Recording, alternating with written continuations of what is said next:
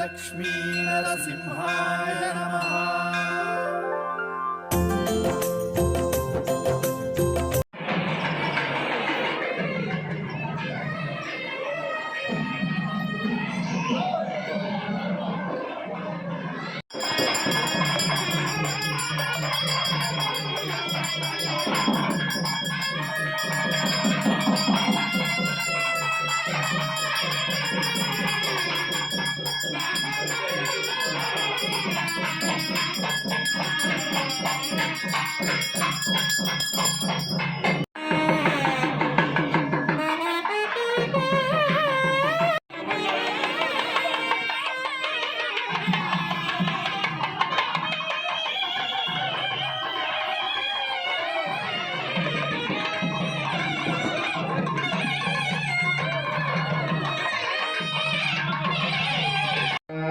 ओम नमस्सरसे नमस्सरस्पते नमस्सकीनां गुरुणानां चक्षुषे नमो देवभवदेव्यै लक्ष्मीप्रभामे गोपायाय च सत्याः समासनः विष्णुमनोवाञ्छिताफलसिद्ध्यर्थम् अस्मिन् ग्रामे व्याधिचोरदुर्भिक्ष अनारुष्टिराजबाधादि सर्वभृते नमः।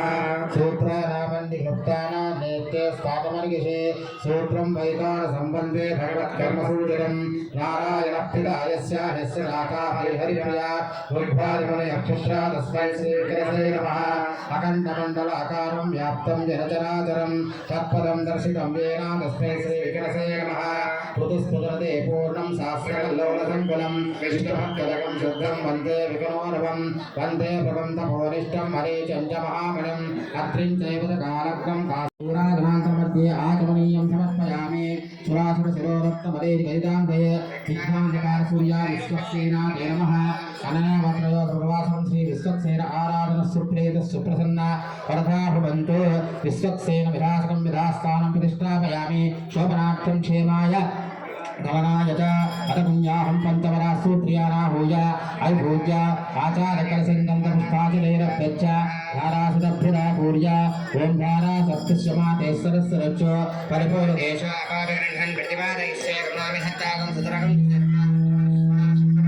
ప్రతి సంవత్సరం పాల్గొన్న శుద్ధ దశమి నుండి 15 రోజుల పాటు అత్యంత విశేషప్రదంగా ఎక్కడ దక్షిణ భారతదేశంలోనే ఎక్కడా లేని విధంగా 15 రోజుల బ్రహ్మోత్సవం మన కదిరిలోనే మనం చూస్తాం. అది చాలా గొప్ప విశేషమైనటువంటి పర్వదినాలు. 15 రోజుల పాటు మనకు తెలిసింది భగవంతుడు ఆయా రూపాల్లో ఆయా అలంకారాలతో ఆయా వాహనాలపైన విచ్చేస్తారని, వాహనాలపైన స్వామివారిని దర్శిస్తే ఆయన అనుగ్రహం ఆ యొక్క వాహన విశేషం బట్టి మనకు లభిస్తుందని ఆగమశాస్త్రం. అయితే అంతఃకరణంగా జరిగేటువంటి వైదిక కార్యక్రమాల గురించి చాలా తక్కువ మందికి తెలుసు.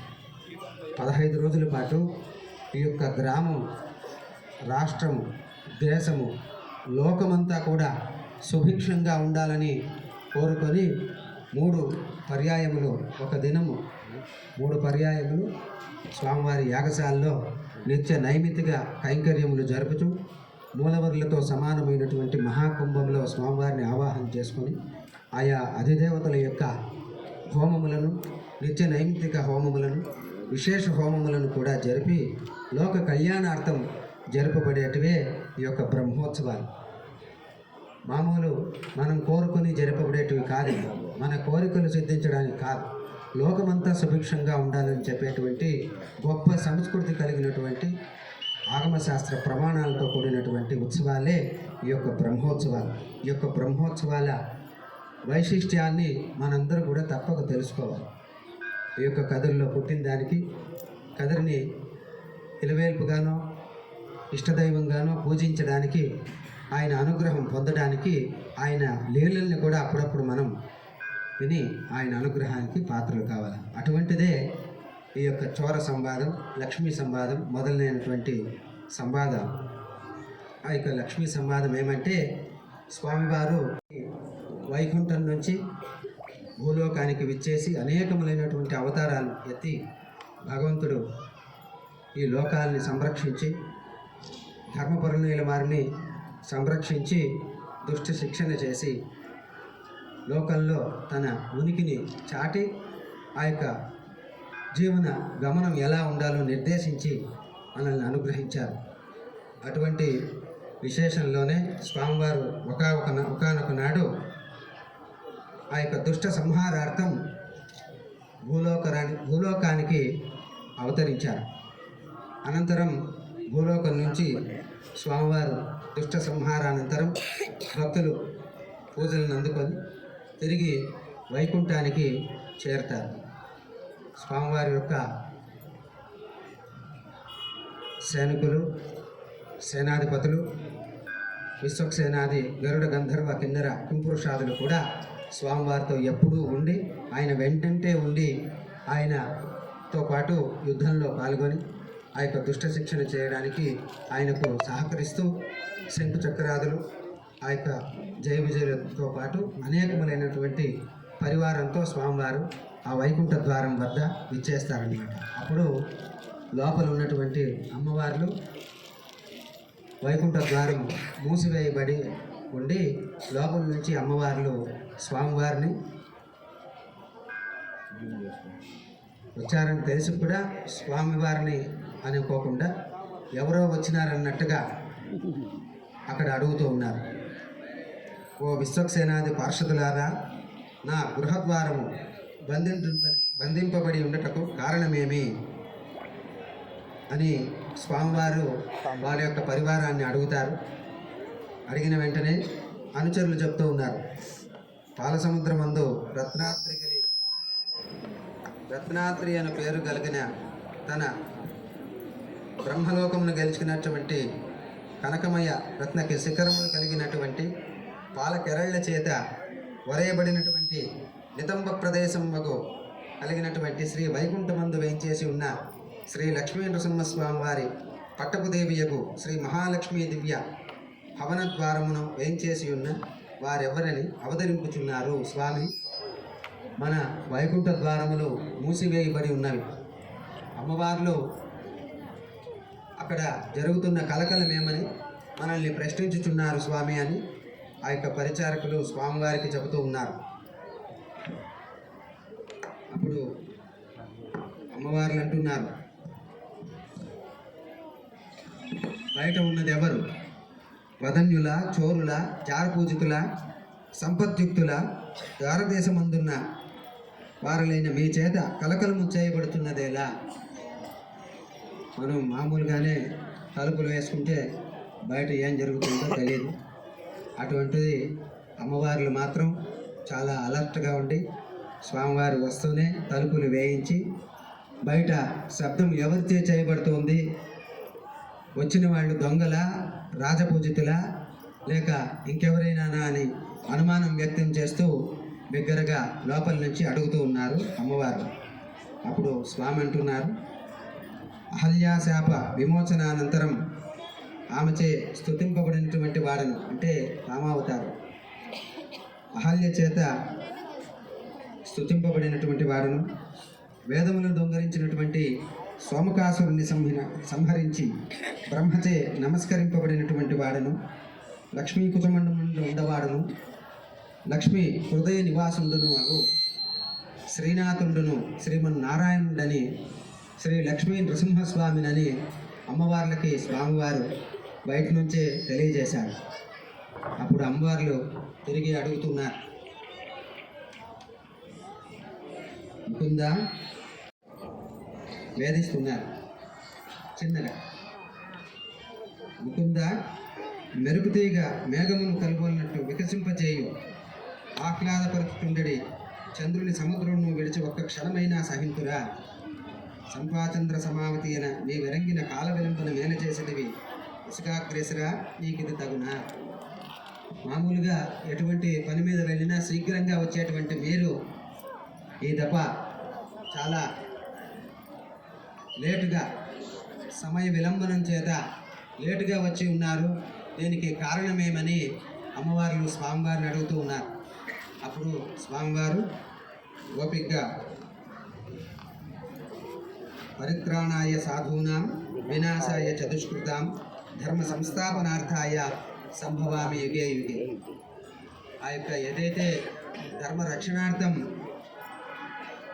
దుష్ట శిక్షణార్థం ప్రతి యుగంలో ఎట్లాగైతే అవతారం ధరించినానో అదే రీతిగా ఇప్పుడున్నటువంటి సమయ పరిస్థితుల వల్ల భూలోకనికేగి ఆ యొక్క ధర్మ సంస్థాపన చేయవలసి వచ్చినది కావున కాల విలంబనమైనదని చెప్పి స్వామివారు అమ్మవార్లకు చెబుతూ ఉన్నారు. అప్పుడు అమ్మవార్లు స్వామివారిని తిరిగి ప్రశ్నించి సున్నితంగా ఆయనకు ఆగ్రహం వచ్చే విధంగా ఆయన్ను శోధిస్తున్నారు. వేధించడం వేరు, శోధించడం వేరు. మునులు కూడా అదే పనే చేసినారు. ఆయన ఉన్నాడా లేదా అనే ఉనికిని తెలుసుకోవడానికి అనేకములైనటువంటి శోధనలు చేసి ఆయన అనుగ్రహానికి పాత్రులై ఆయన ఉనికిని లోకానికి తెలియజేసినారు. అదే రీతిగా అమ్మవార్లు కూడా ఆయన్ని వేధించడం లేదు, శోధిస్తున్నారు.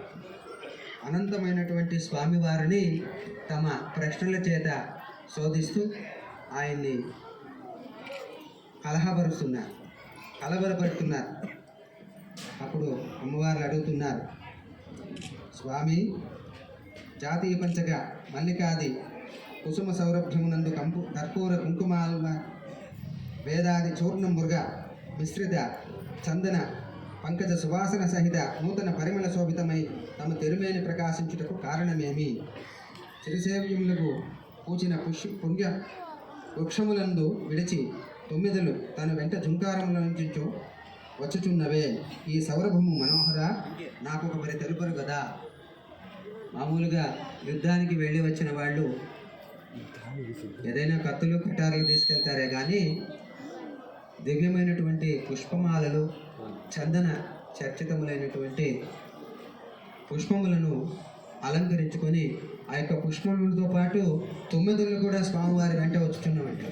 అంతటి సువాసన భరితములైనటువంటి పుష్పములు మీ శరీరం పైన ఉన్నవి కదా, యుద్ధమునకు పోయి వచ్చినాను అంటున్నారే, దీనికి కారణమేమి మనోహర, తెలుపమని స్వామివారిని అడుగుతూ ఉన్నారు.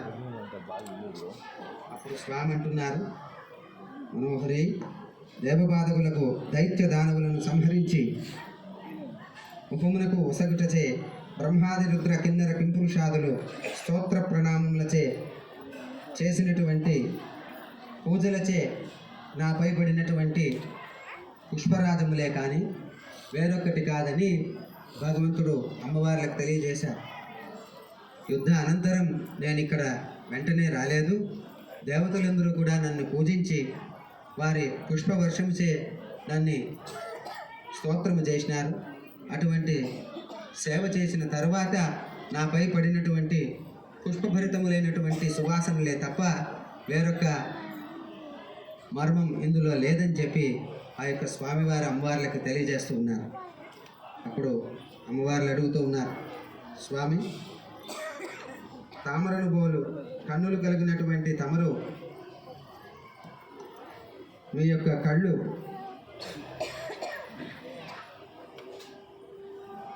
మీ యొక్క అధరోష్టములు అంటే స్వామివారి యొక్క పెదములు కందిపోయి ఎర్రబారినటువంటి పెదవులు కలిగి ఉన్నారే, దీనికి కారణమేమని అమ్మవారిలో స్వామివారిని అడుగుతూ ఉన్నారు.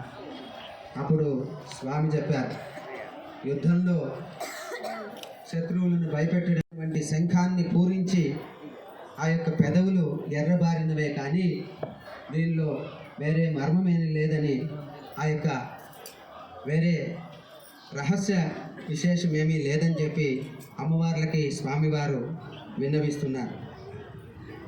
అప్పుడు మళ్ళీ స్వామివారిని అమ్మవార్లు అడుగుతున్నారు, స్వామి, తమ తిరుమేని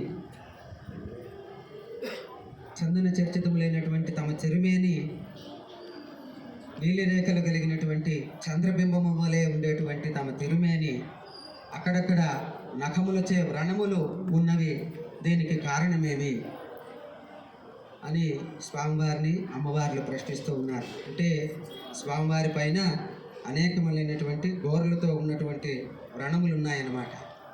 ఆ యొక్క రక్తసిక్తమైనటువంటి తమ శరీరము ఎర్రగా కందిపోయి ఉండడానికి గల కారణమేమని అమ్మవార్లు స్వామివారిని ప్రశ్నించగా అప్పుడు స్వామివార్లు అంటున్నారు, ఛత్ర చామరాదులతో నేను యుద్ధానికి వెళ్ళలేదు, నాకెవరు అక్కడ సపర్యలు చేయడానికి పక్కలో సేవకులు కానీ చెలికెత్త గాండ్రు కానీ లేరు.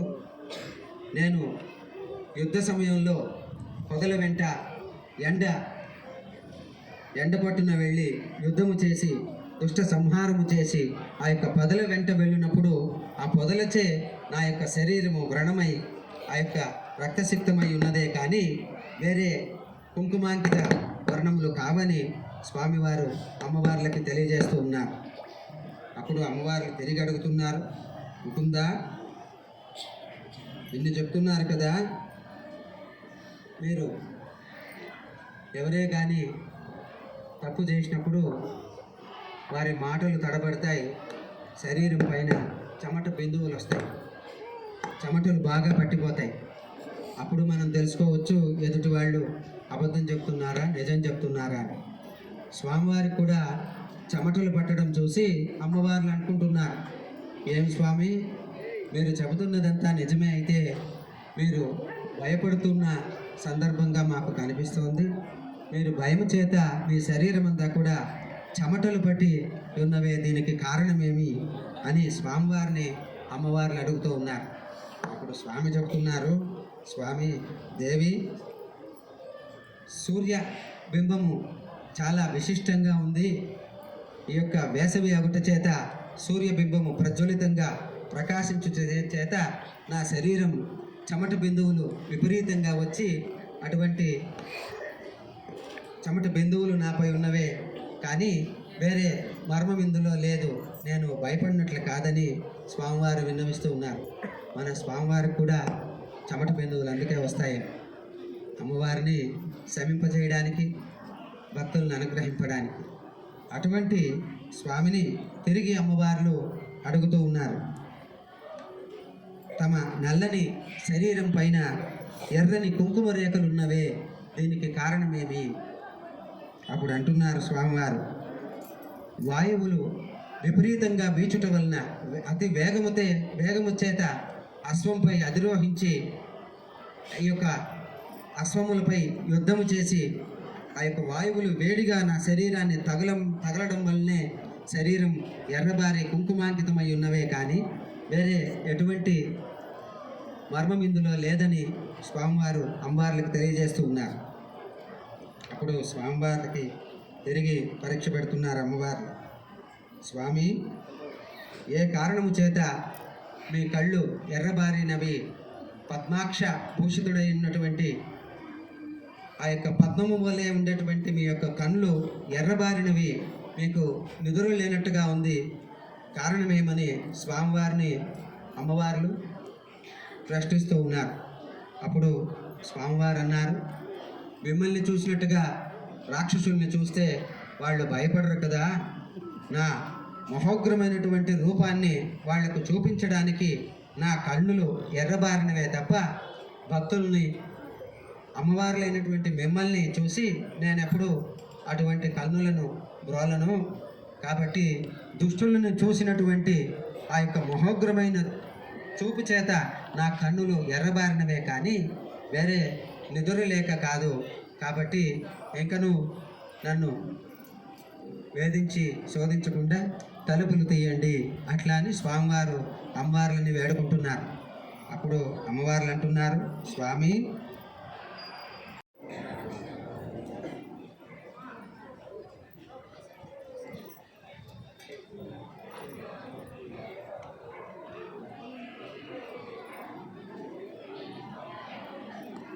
సత్యలోక నివాసుడగు సత్యభామ ప్రణయబద్ధులకు సత్యజ్ఞాన స్వరూపులకు మీకు సాక్ష్యము చెప్పుటకు వచ్చిన వారెవరు? ఆయనకు అగ్ని పరీక్ష ప్రారంభం వెంటాడినట్టుంది. అమ్మవార్లే స్వామివారికి పరీక్ష పెట్టడానికి కోరుకున్నారు. మీరు అన్నీ చెబుతున్నారు, దీన్ని అన్నిటినీ నమ్మడం ఎట్లా? మీకు సాక్ష్యం ఎవరైనా వచ్చినారా? ఇవన్నీ చూసిన వాళ్ళు ఎవరైనా చెప్తే మేము నమ్మగలమని చెప్పి స్వామివారిని ప్రశ్నిస్తున్నారు. అప్పుడు స్వామి అంటున్నారు, రావణ బాణాదులకు వరములిచ్చిన వాడునకు కుబేర నాగేంద్రుల భయమును పోగొట్టిన వాడైనటువంటి సత్యవ్రతుడు రామకథాకథుడు అగు శూలపాణి అయిన శంకరుడు నా చేయు పనులకు సాక్షి. ఆ యొక్క రామాయణంలో అనేక అంశాలతో నారాయణమూర్తితో పాటు జన్మించి రావణ వధకు కారణమైనటువంటి ఆ యొక్క ఈశ్వరుడే నాకు సాక్ష్యంగా వచ్చేదానికి మీరు ఒప్పెదరా అని అమ్మవార్లను స్వామివారు అడుగగా అమ్మవార్లు అంటున్నారు, స్వామి, ఒక భార్యకు తెలియకుండా ఇంకొక భార్యను దాచుకొని సంసారం చేస్తున్నటువంటి ఆ శంకరుడా మీకు సాక్ష్యం ఇచ్చేది. గంగనేమో తలపైన, అది జటాజూటంలో కనిపించకుండా పార్వతిని పక్కన పెట్టుకొని ఉన్నటువంటి ఆ యొక్క ఉమాపత మీకు సాక్ష్యం ఇచ్చేవాడు. మాకు ఆయన సాక్ష్యము నమ్మశక్యము కాదని శివుని సాక్ష్యాన్నే, సాక్షాత్తు పరమశివుని సాక్ష్యాన్ని కూడా పక్కన పెట్టి ఇంకెవరైనా ఉన్నారా అని చెప్పి స్వామివారిని ప్రశ్నించారు. అప్పుడు అమ్మవార్లు అంటున్నారు, స్వామి, తాము అసత్యమాడరు, సుస్వభావము కలవారు, సర్వలోక స్థావర జంగమ సృష్టికర్తలు, సత్యస్వరూపులు, సత్య పదార్థ స్వరూపులు అయినచో ఓ దేవదేవ ప్రమాణం చేయుడు, నిజము చెప్పుడు. ఆయన్ని వర్ణిస్తూ ఉన్నారు. ప్రశ్నిస్తూనే ఆయన్ని శోధిస్తూ ఆయన్ని స్తోత్రం చేస్తున్నారు. ఈ సకల చరాచరాన్ని సృష్టి స్థితి లయ కారణములు కూడా మీరే అయి ఉన్నారు. సత్యస్వరూపులు, బ్రహ్మస్వరూపులు, అనంతమైనటువంటి విశ్వాన్ని సృష్టించినటువంటి వారు, అణువణువున నిండినటువంటి వారు. మీరు ప్రమాణం చేయించి నిజము చెప్పండి. ఎవరికైనా కోపం వస్తే దేవుణ్ణి కూడా తిట్టి ఆయన అనుగ్రహాన్ని పొందిన భక్తుల్ని మనం చూసాం. రామదాసు కొట్టిన దెబ్బలకు రాముల వారిని తిట్టి ఆయన అనుగ్రహానికి పాత్రుడైనాడు. అట్లా కోపము చేత కూడా భగవంతుడిని గెలవవచ్చు అని చెప్పి నిరూపణ చేసిన ఆ యొక్క భక్తుల్ని అమ్మవార్లు కూడా అనుసరిస్తూ ఉన్నట్టున్నారు. ఆ యొక్క స్వామివారిని కోపగించుకుంటూనే స్తోత్రము చేస్తూ ప్రమాణం చెప్పమని స్వామివారిని వేధిస్తున్నారు. అప్పుడు స్వామి అంటున్నారు, మహామకర మత్స్య తిమింగళాది జలచరములు కోలాహల పరిపూరితమైనటువంటి మహావర్తంబగు సాగరమున దుమికెదా.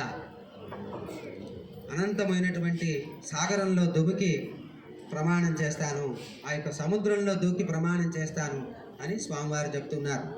అప్పుడు అమ్మవార్లు అంటున్నారు, పాల సముద్రం పైన నిత్యము పవళించి ఉండేటువంటి మీకు సముద్రం ఒక లెక్కన, ఆ యొక్క పాల సముద్రంలో నిత్యము నివాసం చేసే మీకు సముద్రం లోపల దుమికి, మామూలుగా సముద్రం దగ్గర ఉన్న వాళ్ళకి సముద్రం అంటే భయం ఉండదు కాబట్టి సముద్రంలో దుంకి అంటున్నారు. దేవి, ఆకలి దప్పులతో కృషించబడినటువంటి మహాసర్పమును నిర్భయముగా ముట్టుకొన్నదను.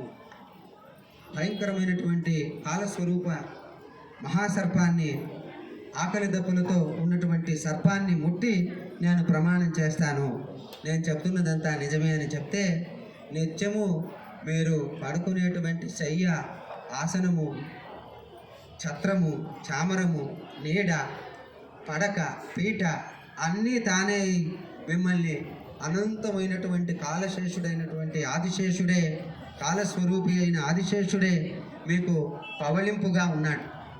అటువంటి ఆదిశేషుడి కంటే విషపూరితమైన సర్పము ఈ చరాచరములో లేదు. అటువంటి సర్పముతో నిత్యము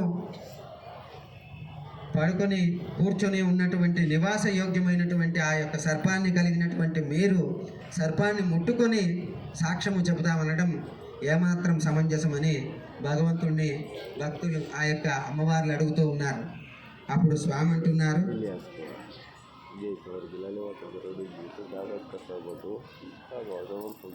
దేవి, మీకు సమ్మతమైన జ్వాలలచే నాలుకలు కోరుచున్న భయంకరమైనటువంటి కాల హుతాసును ఎందు వెనుపక్క ప్రవేశించదను. ఆ యొక్క సీతామ్మవారికి ఎట్లయితే పరీక్ష జరిగిందో ఇప్పుడు స్వామివారికి పరీక్ష ఎదురైంది. నేను అగ్నిలో దుంకి సాక్ష్యం చెప్తాను, ఆ యొక్క ప్రమాణం చేస్తాను, కాబట్టి మీరు సమ్మతించి తలుపులు తీయండి అని అమ్మవారిని స్వామివారు అడగగా, శతకోటి సూర్య ప్రకాశమానితమైనటువంటి ఆ యొక్క కోటి సూర్య ప్రభను కలిగినటువంటి నృసింహావతారాన్ని ఎత్తి ఈ యొక్క సకల చరాచరాన్ని గజగడలాడించినటువంటి అగ్నిస్వరూపం ఆ యొక్క నృసింహ స్వరూపం. అంతటి మహోగ్రమైనటువంటి మూర్తిగా ఉన్న మీరు సాధారణ అగ్ని యందు ప్రవేశించి సాక్ష్యము చెప్తానని చెప్పడం ఏమాత్రం సమంజసంగా లేదని అమ్మవార్లు స్వామివారిని అంటూ ఉన్నారు. అప్పుడు స్వామివారు బ్రహ్మేంద్రాది ఋషిగణములు కానీ ఇతర గణములలో కానీ తాకి ప్రమాణము చేసేదా మీకు సమ్మతమేనా? బ్రహ్మాండములన్నింటినీ మొక్కి మీకు ప్రమాణం చేస్తానని భగవంతుడు ఆ యొక్క అమ్మవార్లకు చెప్పాడు. అప్పుడు ఒక్కొక్క రోమము ఒక్కొక్క బ్రహ్మాండము వంతున అనేక బ్రహ్మాండములను ధరించినటువంటి అంతరాత్మ స్వరూపిగా ఉన్నటువంటి మీకు బ్రహ్మేంద్రాది గణసర్పములు ఎంత మాత్రం ప్రమాణములు? ఆయన వెంట్రుక యందు ఒక్కొక్క బ్రహ్మాండము నిలిచి ఉన్నదట. అనంతమైనటువంటి విశ్వంలో భూమి ఒక అణు మాత్రం. ఆ భూమిలో మనం నివసించేటువంటి జీవులన్నీ కూడా అణువులో అణువు పరమాణువులం.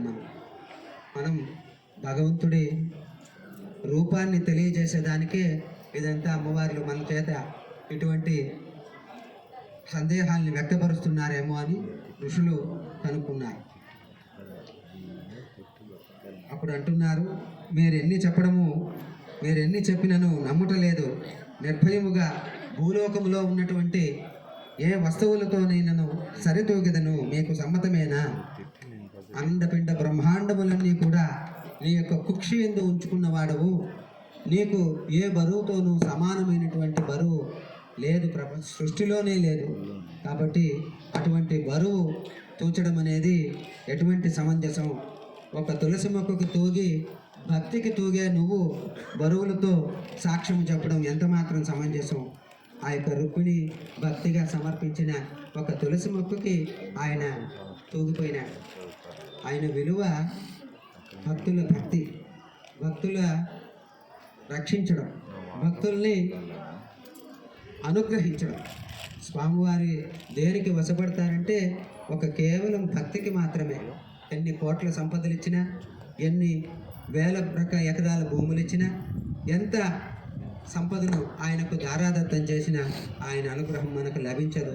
కేవలము భక్తి మాత్రము చేత ఒక తులసి దళం సమర్పించినంతనే ఆ యొక్క రుక్మిణిని అనుగ్రహించి తన వంతు తూగి నేనెప్పుడూ భక్త పరాయణ్ణే అని చెప్పి సూచించినటువంటి కృష్ణ పరమాత్ముడు ఆ యొక్క నీ ప్రమాణమును నేను నమ్మెదనని భక్తులకి తెలియజేస్తూ ఉన్నారు. కాబట్టి అమ్మవార్లు తిరిగి స్వామివారిని అనేక విధములైనటువంటి ప్రశ్నలతో శోధిస్తూ ఉండగా స్వామివారు అన్నారు, ఆఖరికి దీన్నే శరణాగత తత్వం అంటారు.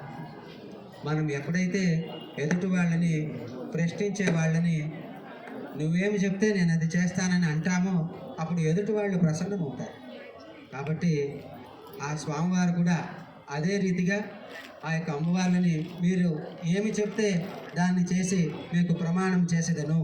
కాబట్టి మీరేం చెప్తారో చెప్పండి, దానికే నేను తల ఒక్కి మీ యొక్క వాక్యాన్ని శిరసా వహిస్తానని అమ్మవార్లకు చెప్పగా అమ్మవార్లు స్వామివారి యొక్క భక్త పరాయణతను గుర్తించి స్వామివారికి తాము చేసినటువంటి అపచారాన్ని క్షమింపమని వేడుకొని ఆయన అనుగ్రహానికి పాత్రలవ్వాలని స్వామివారిని భక్తిగా వైకుంఠంలోనికి ఆహ్వానం చేసి, స్వామి మీ యొక్క అనంతమైనటువంటి సకల చరాచర స్థావర జంగమాదులలో మీరున్నటువంటి స్వరూపాన్ని తెలియజేసుకొని ఒకసారి మేమును స్మరణ చేసుకొని మీ యొక్క లీలలను మీ నోటి వెంటే వినాలని ఈ యొక్క ప్రశ్నలచే మిమ్మల్ని నొప్పించామే కానీ మీ పైన ఉన్నటువంటి అనుమానం చేత కాదని ఆ యొక్క అమ్మవారిని స్వామివారిని వైకుంఠంలోకి ఆహ్వానం చేసి అనేకములైనటువంటి స్తోత్రములతో సహచర్యములతో ఆ యొక్క సేవలతో స్వామివారిని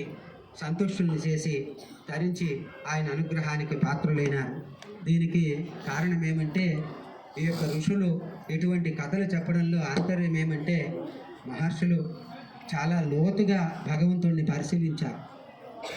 ఈ యొక్క పరమాత్మ యొక్క రహస్యాల్ని, పరమాత్మ యొక్క తత్వాన్ని, పరమాత్మ యొక్క రూపాన్ని ఆయన చేసేటువంటి లీలలన్నింటినీ కూడా క్రోడీకరించి అమ్మవార్లు స్వామివారిని అడిగినట్టుగా కాకుండా మన యొక్క సందేహాల్ని స్వామివారి పైన వెలిబుచ్చితే ఆయన నుంచి మనకు ఎటువంటి సమాధానాలు వస్తాయో అటువంటి మనోహరమైనటువంటి అద్భుతమైనటువంటి స్వామివారి యొక్క అనుగ్రహాన్ని మనం పొందాలని, మహోగ్రమైనటువంటి ఆయన చల్లని ఆయన ఆగ్రహానికి కాకుండా ఆయన చల్లని అనుగ్రహానికి మనం పాత్రలు కావాలని ఎటువంటి కథల ద్వారా భగవంతుడి లీలల్ని మరొక్క మారు భగవంతుడి సన్నిధిలో మనము సంస్మరణ చేసుకొని అమ్మవారిలో కాదు, భక్తులు కాదు, ఆయన్ని నమ్మిన అందరినీ, పశుపక్షాదుల్ని, మృగాల్ని కూడా, అదే గజేంద్ర మోక్షం, మృగాన్ని కూడా రక్షించేటువంటి దయామయుడు,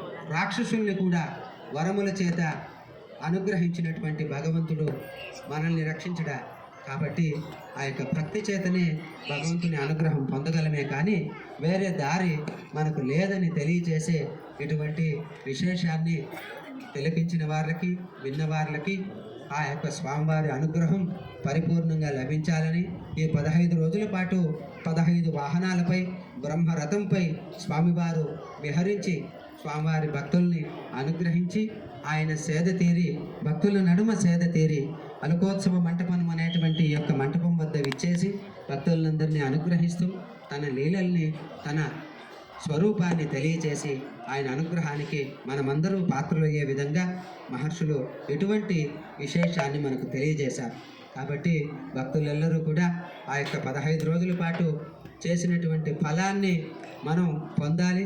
ఆ యొక్క భృగు తీర్థంలో రేపటి దినం స్వామివారి చక్ర స్నాన అనంతరం స్నానం ఆచరించి మనం తెలిసి తెలియక చేసిన పాపములన్నీ కూడా ఆయన అనుగ్రహంతో పోగొట్టుకొని మరుజన్మ లేకుండా ఆ యొక్క భగవంతుడి అనుగ్రహంతో జీవనం సుఖమయమయ్యే విధంగా స్వామివారిని ప్రార్థించి అందరూ కూడా ఆయన అనుగ్రహానికి పాత్రలు కావాలని, పేరు పేరున అందరికీ కూడా ఆయన అనుగ్రహం లభించాలని స్వామివారిని మనస్ఫూర్తిగా కోరుకుంటూ శుభం భూయాత్. శ్రీమద్రమారమణ గోవిందో, ప్రహ్లాద వరద గోవిందో, లక్ష్మీ నృసింహస్వామి గోవిందో.